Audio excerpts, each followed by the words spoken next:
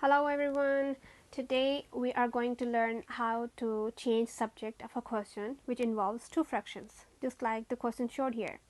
So if you can see that in this question the two fractions, the denominator part is different, just like here it's h and k, right?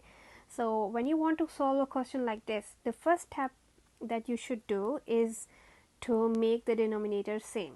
So how do you do that? Is, for example, here I compare the two. I have h here and I have k here, so I want that both of them have h and k both, right? So with the first fraction I can multiply the lower part with k, but can I just randomly add anything like that? No, right? So what you do is that you add in a way that you can directly simplify here. For example, k over k is 1, so technically I did not add anything, right? So the same way I will add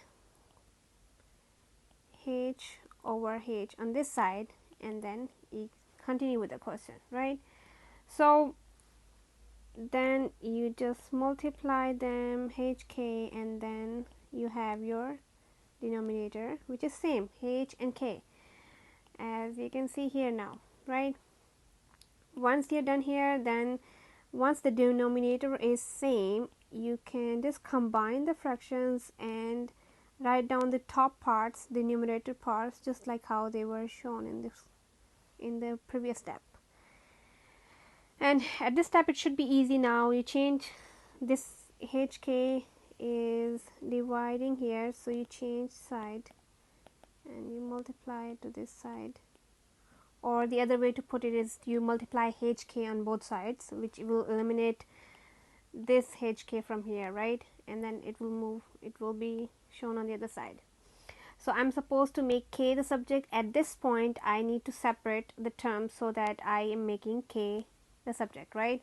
So I separate all the k terms on one side and I put everything else on the other side. So let's say I move 2hk here, and then I move h to this side. So if you notice the same signs are changed, so please make sure you remember that you have to change the signs when you're changing sides.